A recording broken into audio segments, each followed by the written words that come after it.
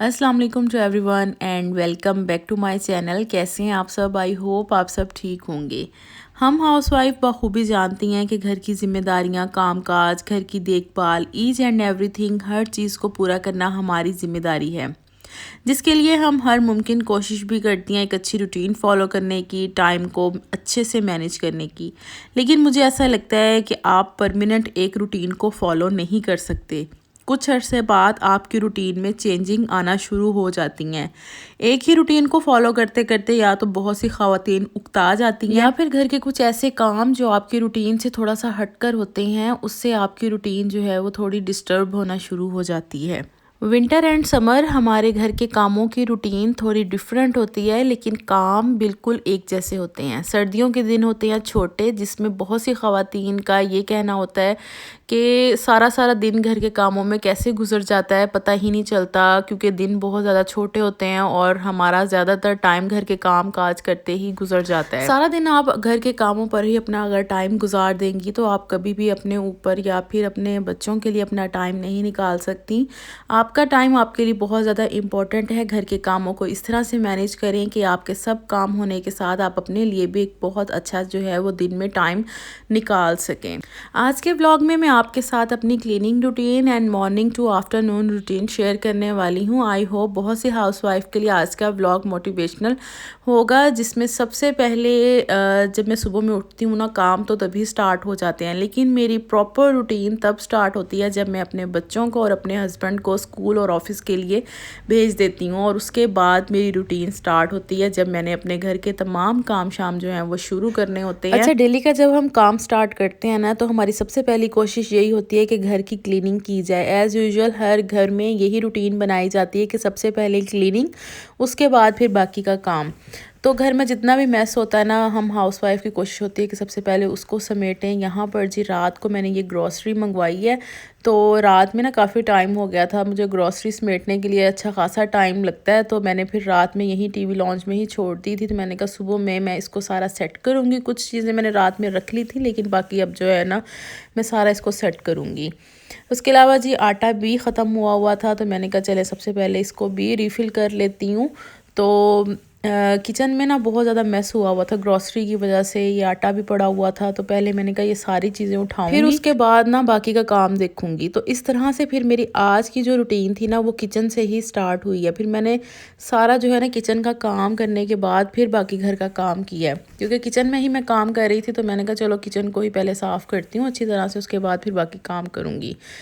तो खैर जी, बस यहाँ पर आटा जो है वो मैंने रीफ़िल करके रख दिया है। इसको मैं बंद कर देती हूँ और अच्छी तरह से सारी जो इसकी जगह है ना वो मैं साफ़ कर लूँगी, क्योंकि आटे की डस्ट की वजह से सारा कवर जो है वो भी गंदा हो गया था। अच्छा, किचन का ये जो मेरा लास्ट वाला कैबिनेट है ना, ये मैंने ग्रॉसरी के लिए ना फ़िक्स किया हुआ है। इसमें मैं काफ़ी ज़्यादा जो ग्रॉसरी की चीज़ें होती हैं ना वो रख लेती हूँ, ख़ास तौर पर जो बड़ी बड़ी चीज़ें होती हैं जिसमें ऑयल, घी के डब्बे, चीनी और बाकी जो चीज़ें होती हैं ना जो मेरे छोटे वाले कैबिनेट में नहीं आ सकती हूँ, वो फिर मैं यहाँ पर सेट कर लेती हूँ। और इसमें इतना ज़्यादा मैस हुआ था ना, फिर मैंने सारी चीज़ें समेटी हैं, एक्स्ट्रा चीज़ें सारी मैंने डिब्बे वगैरह जो हैं वो इस कैबिनेट से निकाल कर तो यहाँ पर ग्रॉसरी जो है ना वो सेट की है। तो खैर जी, अब यहाँ पर ग्रॉसरी तो मेरी तकरीबन कंप्लीट हो चुकी है। इसको मैं यहाँ से बंद करूँगी और उसके बाद अब मैं करती हूँ किचन की क्लीनिंग। किचन की क्लीनिंग में सबसे पहले जो काम होता है ना वो बर्तन वॉश करने का होता है, क्योंकि किचन में जितनी देर भी बर्तन पड़े रहते हैं ना, आपको उतना ही किचन में जो है ना वो मैस नज़र आ रहा होता है। अगर आपका सिंक बिल्कुल खाली हो, बर्तन कोई धोने वाला ना हो, तो किचन काफ़ी हद तक आपको अपना नीट लगता है। अच्छा, किचन के बर्तन में धोने से पहले ना सबसे पहले जो टोकरी होती है ना उसको मैं सुबह के टाइम लाजमी तौर पर वॉश करती हूँ, क्योंकि दिन में एक मरतबा अगर मैं ये टोकरी वॉश कर लेती हूँ ना तो पूरा दिन आराम से मैं ना इसमें बर्तन धोती रहती हूँ। और यहाँ फ्रंट पर जो है ना मैं एक टॉवल लगा देती हूँ, इससे जब मैं बर्तन वगैरह वॉश करती हूँ ना तो पानी जितना भी इसमें बर्तनों से लीक हो रहा होता है ना, तो इस टॉवल में जो है वो जज्ब होता रहता है और इससे कैबिनेट जो है वो ख़राब नहीं होते। अगर कैबिनेट की आप केयर करना चाहते हैं ना तो इस तरह से बर्तन वॉश करते वक्त लाजमी टॉवल वगैरह का ना इस्तेमाल किया करें। अच्छा, आज की वीडियो में ना मैंने अपनी स्पीड जो है वो नॉर्मल से थोड़ी ज़्यादा रखी हुई है, क्योंकि मैंने कहा कि आज क्लीनिंग मोटिवेशन पर वीडियो बनानी है, तो स्पीड जो है वो थोड़ी सी तेज़ होनी चाहिए ताकि देखने वाले को भी अपने अंदर जो है ना थोड़ी सी एनर्जी फील हो, थोड़ा सा आप भी एक्टिव हो अपने घर के कामों के लिए।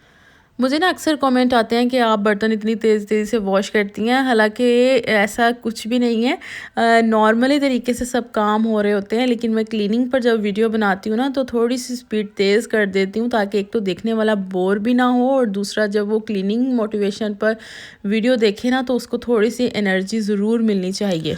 अच्छा, सुबह के टाइम बर्तन वॉश करते वक्त ना दूसरी मेरी आदत ये है कि मैंने सिंक को अच्छी तरह से क्लीन करना है। टैप को और उसके इर्द गिर्द जितनी भी टाइल्स लगी हुई हैं ना, उनको मैंने बहुत अच्छे तरीके से गर्म पानी के साथ ना साफ़ करना होता है, क्योंकि यहाँ पर डेली के डेली बर्तन वॉश होते हैं। दिन में 2 से 3 मरतबा बर्तन जो हैं वॉश किए जाते हैं, तो काफ़ी ज़्यादा जो है ना यहाँ पर पानी के स्पॉट्स पड़ जाते हैं, और ये जगह जो है वो काफ़ी ज़्यादा गंदी हो जाती है। अगर आप इस एरिया की क्लीनिंग नहीं करते तो आपका किचन जो है ना वो देखते ही देखते बदनुमा लगने लग जाता है, और काफ़ी ज़्यादा यहाँ पर जो है ना वो फंगस भी लग जाती है।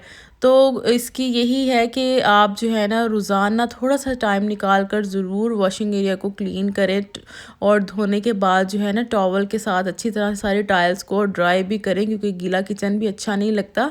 तो जैसे ही वॉश करें तो उसके बाद टॉवल के साथ ज़रूर ड्राई कर दिया करें टाइल्स को। आपकी टाइल्स हमेशा चमकती रहेंगी, और कभी भी आपको ना जल्दी जो है वो डीप क्लीनिंग की ज़रूरत भी नहीं पेश आएगी।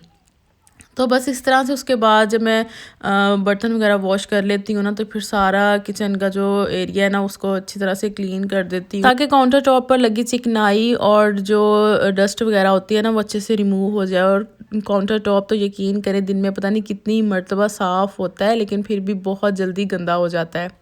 अच्छा, ये सब काम करने के बाद ना फिर मैं देखती हूँ कि किसी में ऑयल ख़त्म है, घी ख़त्म है, या फिर बॉक्सेस में पत्ती या चीनी को रीफ़िल करना है, तो फिर ये वाला काम जो है मैं बिल्कुल एंड में अपने किचन में करती हूँ। और आज जो है ये ऑयल वाला जार जो है ना वो खाली था, तो फिर मैंने इसको रीफ़िल करके रखा है। और यहाँ पर ना मोबाइल की तरफ देखते देखते थोड़ा सा जो ऑयल है वो गिर भी गया था। तो खैर बस किचन की सफाई वगैरह करने के बाद मैं किचन से निकल आई और रूम में आ गई हूँ, क्योंकि अब मैंने करनी है रूम की क्लीनिंग। वरना मेरी ज़्यादातर जो है ना क्लीनिंग रूम से ही स्टार्ट होती है, लेकिन आज जब मैंने आपको बताया ना कि ग्रॉसरी की वजह से ना किचन से मेरी रूटीन स्टार्ट हुई है। अच्छा, सर्दियों में तो रूम में इंटर होते ही ना आपको हर तरफ कपड़े ही कपड़े नज़र आ रहे होते हैं। कहीं जैकेट्स पड़ी हैं, कहीं बच्चों की टोपियाँ पड़ी हैं, सॉक्स हैं, तो कहीं कपड़े पड़े हैं। ये बच्चे सुबह कपड़े जो है वो चेंज करके गए हैं स्कूल, तो सारे कपड़े जो है वो मैं सबसे पहले हैंग करूँगी सीधे करके, और इनको जो है ना मैं अलमारी पे हैंग कर दूँगी, ताकि जब बच्चे आएंगे तो इजीली यहाँ से उठाकर तो पहन लेंगे। और उसके बाद ना फिर मैंने सारी बेडशीट्स वगैरह चेंज कर सॉरी सेट करनी होती हैं। चेंज करने की ज़रूरत हो तब चेंज कर लेती हूँ, और वरना नॉर्मली जो है ना इनको बस हल्का सा मैंने सेट ही करना होता है। अच्छा, ये विंटर्स की जो बेडशीट है ना ये बहुत कम हिलती हैं, ये अपनी जगह पर बिल्कुल फिक्स रहती हैं। बस ये है कि थोड़ा सा इनको मैं ना डस्ट फ्री कर देती हूँ सुबह के टाइम में, इनको अच्छी तरह से ना साफ़ करके तो दोबारा से सेट करके रख देती हूँ। और जब आप अपने रूम से ना मैस समेट लेते हैं ना, अपनी बेडशीट को सेट कर लेते हैं, कपड़े वगैरह उठा लेते हैं, तो बहुत अच्छा सा ना आपका जो है वो रूम क्लीन हो जाता है। उसके बाद बस फिर काम रह जाता है झाड़ू का और मॉप का।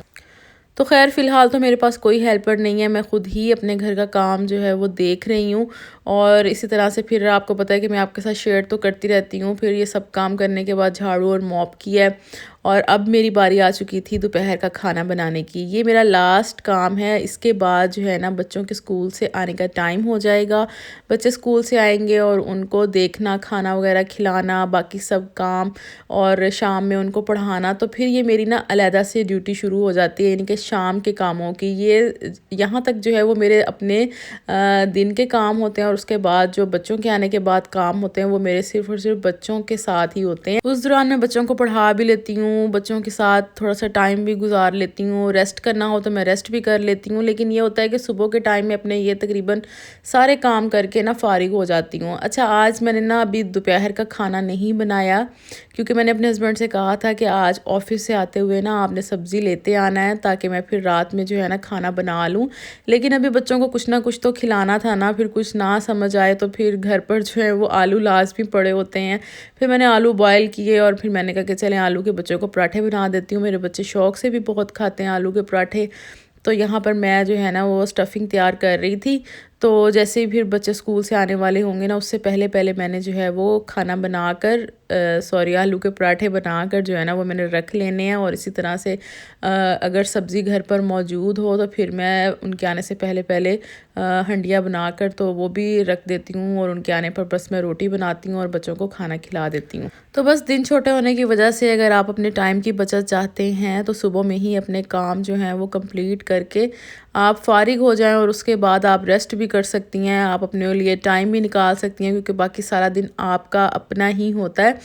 तो बस इस तरह से जो है वो मेरी आज की रूटीन थी। आई होप आपको आज की रूटीन ज़रूर पसंद आई होगी। अच्छी लगे तो वीडियो को लाइक शेयर एंड सब्सक्राइब लाजमी कीजिएगा, और एक अच्छा सा कमेंट भी लाजमी कीजिएगा, क्योंकि आपका एक कमेंट मुझे बहुत ज़्यादा मोटिवेट करता है, और आप सबके कमेंट मैं लाजमी रीड करती हूँ।